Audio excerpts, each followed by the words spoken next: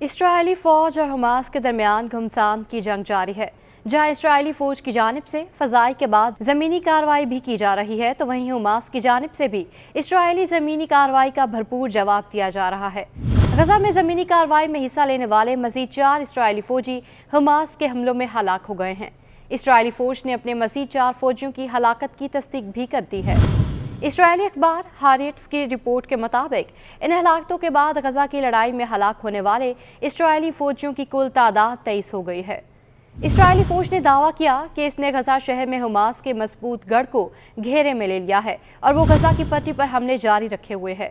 اسرائیلی فوج کا کہنا ہے کہ وہ غزہ میں زیر زمین سرنگوں اور راکٹ لانچر سمیت حماس کی دیگر تنصیبات کو نشانہ بنا رہے ہیں اور عام شہریوں کی ہلاکتوں کو کم سے کم کرنے کی کوشش کر رہے ہیں۔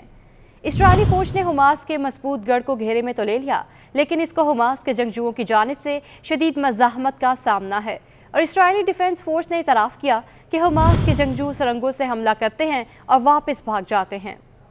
اس سے پہلے جمعرات کو IDF نے حماس کے تقریباً 130 جنگجوؤں کو مارنے کا دعویٰ کیا تھا، لیکن اس کی تصدیق نہیں ہوئی۔ ادھر لبنان کی جنگجو تنظیم حزب اللہ نے دعویٰ کیا کہ انہوں نے اسرائیل میں بیک وقت 19 اہداف پر حملے کیے ہیں، جو ان کے مطابق اسرائیل پر اب تک کا سب سے شدید حملہ ہے۔ اسرائیلی فوج نے اس کے جواب میں لبنان میں حزب اللہ کے متعدد ٹھکانوں پر حملوں کا دعویٰ کیا ہے۔ اسرائیلی فوج کا یہ دعویٰ ایک ایسے وقت میں سامنے آیا جب گزشتہ ماہ جنگ شروع ہونے کے بعد آج حزب اللہ کے رہنما حسن نصر اللہ کا پہلا عوامی خطاب متوقع ہے۔ اسرائیل اور حماس کے درمیان جنگ شروع ہونے کے بعد پہلی بار یہ توقع کی جا رہی ہے کہ آج حزب اللہ کے سربراہ حسن نصر اللہ خطاب کریں گے۔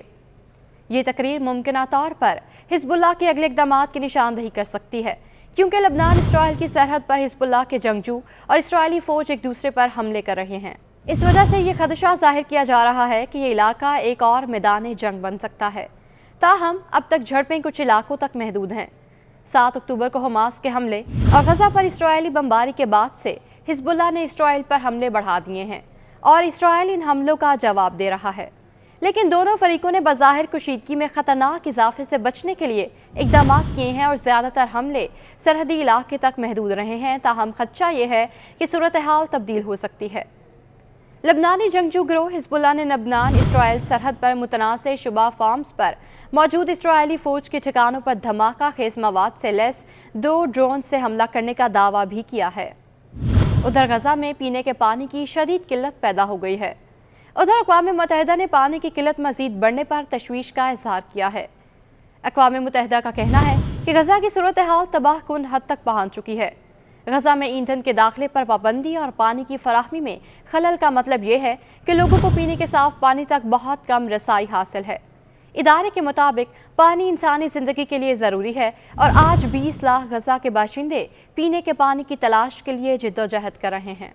اقوام متحدہ کے انسانی حقوق کے ماہرین نے بیان میں خیال ظاہر کیا کہ غزہ میں شہریوں کو نسل کشی کا شدید خطرہ لاحق ہے اور اسے روکنے کے لیے وقت ختم ہوتا جا رہا ہے۔ ماہرین نے خدشہ ظاہر کیا کہ اسرائیل غزہ کی پٹی کو تباہ کرنے کا منصوبہ بنا رہا ہے، اور انہوں نے اسرائیل اور اس کے اتحادیوں سے فوری جنگ بندی پر اتفاق کرنے اور حماس سے تمام قیدی شہریوں کو رہا کرنے کا مطالبہ کیا ہے۔ اقوام متحدہ میں اسرائیلی مشن نے ان تبصروں کو افسوسناک اور تشویشناک قرار دیا اور حماس کو شہریوں کی ہلاکتوں کا ذمہ دار ٹھہرایا ہے۔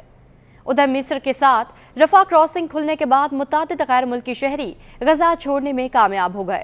تاہم طبی امدادی تنظیم ڈاکٹرز ود آؤٹ بارڈرز کا کہنا ہے کہ 20,000 سے زیادہ زخمی لوگ علاقے میں پھنسے ہوئے ہیں۔